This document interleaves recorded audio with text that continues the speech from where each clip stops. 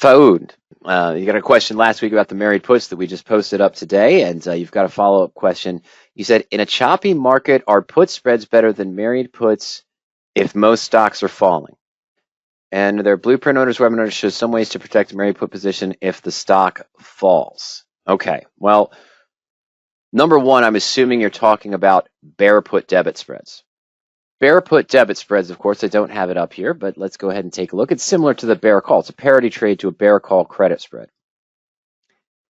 So if I want to go out a week, 2 weeks, maybe 3 weeks or more, and I feel that the market is bearish, I can do a Bear Call credit spread or a Bear Put Debit spread.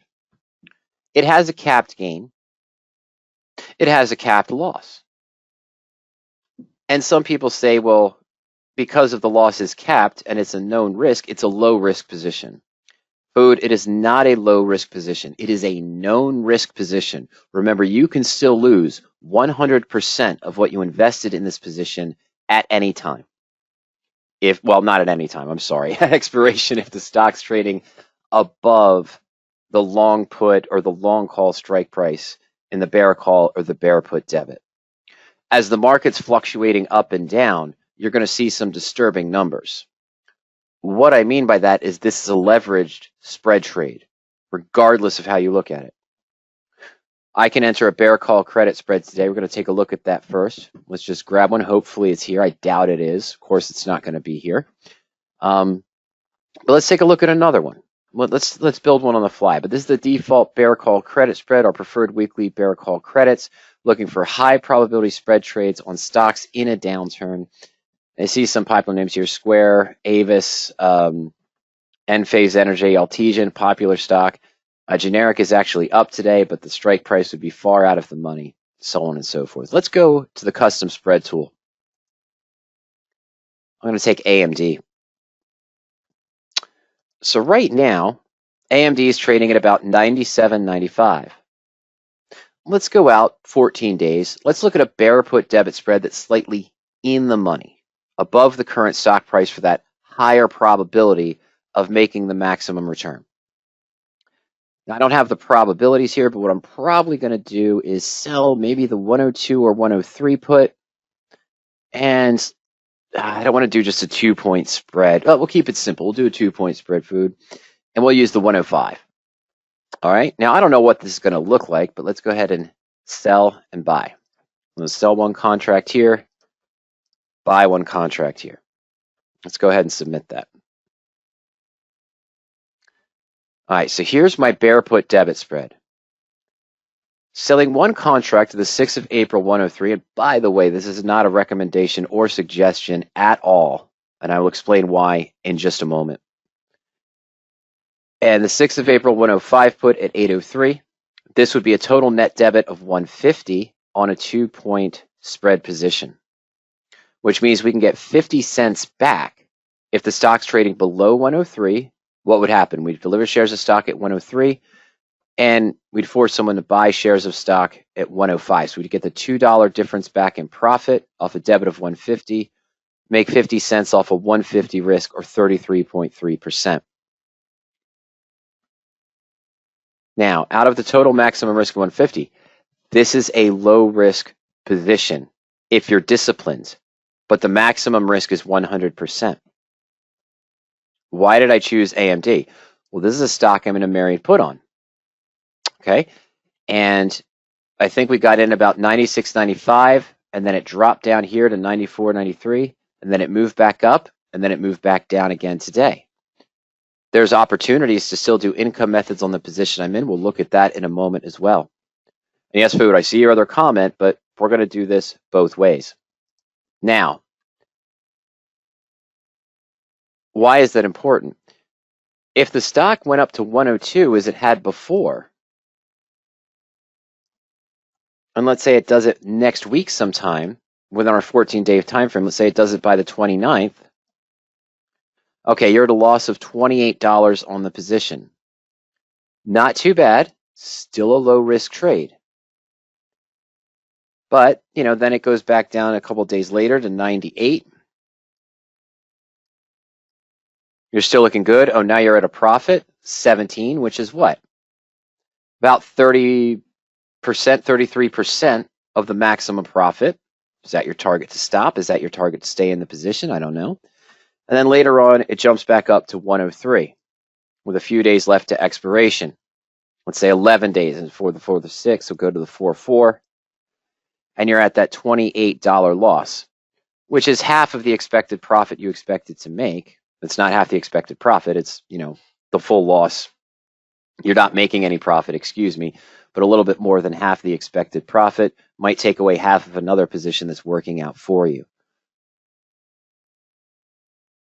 One of the riskiest things to do in quote-unquote choppy markets, if that's what you're concerned about, is any type of spread position. Credit spread, bull or bear. Debit spread, bull or bear. The reason why is because this is a game of dollars, nickels and dimes. I'm sorry, I was going to say dollars and cents. It's a game of nickels and dimes. In most positions where you're looking for even a high probability of being successful, say in a bull put credit spread, which is the opposite of this bear put debit spread. Again, you have a known risk, but it's only a low risk if you practice proper position sizing, if you're disciplined on the trade. If you overtrade the position during choppy times and fluctuations that you're seeing, you're going to hit that mark where you're near 50% loss, 60% loss with days to go to expiration. That should probably be your trigger point to close out. You can't afford to take 100% loss, a 90% loss, or an 80% loss, even with high probability spread positions.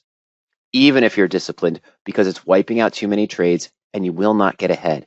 That is the lie of leverage. Am I seeing a position here that's a 33.3% return, where initially I was expecting, just a 1, maybe 1.5% return, realized or unrealized, on a married put for 30 days? Absolutely. But the leverage works both ways. That's the lie of leverage. This looks attractive, but you can lose 100% of what you invest in the position on any strategy. Okay. Let me add on to this with his follow-up comment. So we talked about the bear put debit spread. We talked about the initials, why choppy markets might not be the best to do a bear spread or a bull spread in either place.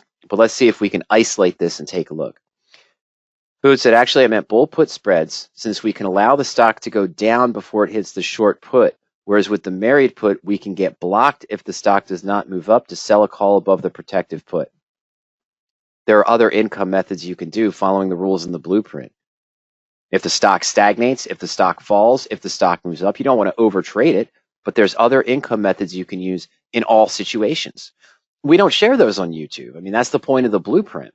We just show some of the basics. We go in depth with just income method number 1, which is the obvious of selling the call. There's so many other things you can do in the married put structure that's not even related to selling premium, selling puts, selling calls, or doing spreads or riskless spreads inside the strategy. There's a lot more that can be done, and that's fully detailed, of course, in the blueprint. Let me do this first. Let me go to the portfolio. And so the AMD position that we opened from the married put was on 3/17 last Friday. Stock was at 96.45, and we bought the January 110 put at 23.05. I will say honestly that I could have done an income method, but I liked what the stock was doing, as I mentioned. We could have sold the 110 call or the 115 call to reduce this risk that we have on the position. The total risk is about 950 or 7.9%. We could have reduced that by about 150, almost $175 the other day. I decided not to do it at that time because I was looking for a little bit more. Now it's pulled back, but that's okay. I'm still in a good position. The stock's up 1.6%. We could liquidate right now for 0.7% in 7 days. Not my goal, but I could absolutely do that. Would a bull put right now still be profitable, Foued? Absolutely. But there were other things that happened. So let's go to bull put credit, back test. Let's go to search by symbol. Let's go to March 17th. I want the 16th, actually, because that would have been closed prices. Let's go to the 16th. I'll go to more results. Let's use AMD. So this is standard April expiration, but that's perfectly fine. We're seeing some things here on the percentage return. We're going to go into this range in the 20%, 66 probably above, not good enough. 18.6%, 77.5, close. I want 80, so let's try this 13.5%, return to 66, okay. There we go, 80 strike. Let's try the 80 strikes. 85.4. What was the 80? 85.4. Oh, sorry, what was the 85? 77. Okay. So most likely I would have taken the 80 strike. And we see some of the 80 strike puts here for our bull put credit spread with stock at 96.60. 11%. Let's take the highest return, 11% return. Now, I want to analyze position. All right. So the original expected return, as we mentioned, was 11%. Now, the minimum return was 0% on 3/16, the day we opened the trade. We're at 4.3%, so about 33% on the position. What I want to do is scroll down here. So you could sort of see the fluctuations in the price. This isn't as bad, but the day that the stock price dipped down, we still weren't at a loss on this position yet, but the price changes weren't exactly doing what we wanted. We were seeing some different changes in the values. This is the risk here with these positions, is that if there is a dip in a choppy market, that original position was a 2-point spread. We looked at the 11%. I'm sorry, it's a 5-point spread, and we got a net credit of 50 cents on it, so the maximum risk is 450. If AMD had dropped further and hit down to, say, 91, 90, or 89, the liquidation value at this time might have been around 220 or 230. We would have been at a 50% loss on the position. Now, you can stay in it, of course, and hope the stock recovers, and in this case it did, and it's still doing well. We still have 36 days to go. We know a lot can happen. Again, I likely would have been 14 days out in time on this one. But the importance is a spread position, because of the lie of leverage, is not what you want to be in a choppy market. Why am I hemming and hawing on this idea of the 50% stop with the spread positions? Well, let's take a look. I'm going to go to radioactivetrading.com. We're going to go ahead and click on the Resources tab, and we're going to go to the Trade Simulator tool. What this tool does is allow you to put in your expected return, your loss limit you're willing to take, i.e. when you might close the position if a certain stop was hit. For a stock, it might be 7 or 8%, say following the IBD rules. For a covered call, you might stop the position out, buy back the call, sell the stock. If the stock fell maybe 9 or 10%, and you're at that 6, 7, or 8% loss, including the premium you collected. Maybe same with a naked put position, cash secured put. When I commonly look at spread positions, what our testing has shown, or our preferred structure for bull put credit spreads, we're looking at a probability of success of around 85%. Well, we show here a probability of loss, so we'll just minus 100, and we've got a 15% probability of loss. The average return is around 14.9% for a 2-week trade. We're going to stop the loss limit at 50%. Let's say I start out with $10,000 allocated to the position, and I'm going to open 3 trades. We're going to allocate a third of that to each bull put we find that matches our criteria. Now, when I hit simulation results, what this system did, what this little tool did, is it flipped a coin 100 times. Heads, we win and make the 14.9% on the 33% of the 10,000 we allocated into a bull put credit spread. Tails, we lose the 50% of that 3,300 we would have invested into the bull put credit spread. Now we see here that we have an 81% win ratio. We'd have doubled our money at one point up to 20,677, and over time, we're still looking pretty good. But at one time or another, due to random strings of wins and losses, the account is down by more than 50% of where we started. Most of you are common sense investors. Most of you realize that if you were trading a strategy in your personal account and at one point you were down 50, 51% of where you started, you'd probably abandon that strategy long term because A, it's not meeting your goals, B, it's too volatile of a position because you're falling into the trap of the lie of leverage. Now, that position we looked at had about an 85% probability, and it only offered an 11% return on the structure. Okay, and same thing here. Well, if we've got an 84% win ratio near our targets, we're looking really great. Low drawdown, big gain, but as expected, we only gained about 11.6% of the total portfolio value, even with limiting the losses on the position. We get right a little bit more, strings of wins in a row. We never see a loss, randomness of market activity. Here's another one, just around that 85% success rate, still around that 11% return as expected of the total portfolio. But at one point, you're down 54% on the portfolio. This is common with spread positions and the allocation that you use. How do I know that? Because I've seen it firsthand. We talked about the bull put credit spreads a little bit last week. We talked about, the course we're developing, what I did for the past several years with testing, trading, evaluating stops and things of that nature. And this happened to me 2 or 3 times. What is the most important aspect of this, of credit spread trading by itself? This $10,000 that I'm using in this example would only be 10, 15, or 20% of my total portfolio. For me personally, it's around 15% of my total portfolio is only allocated to spread positions. Why? Because the unexpected happens too often.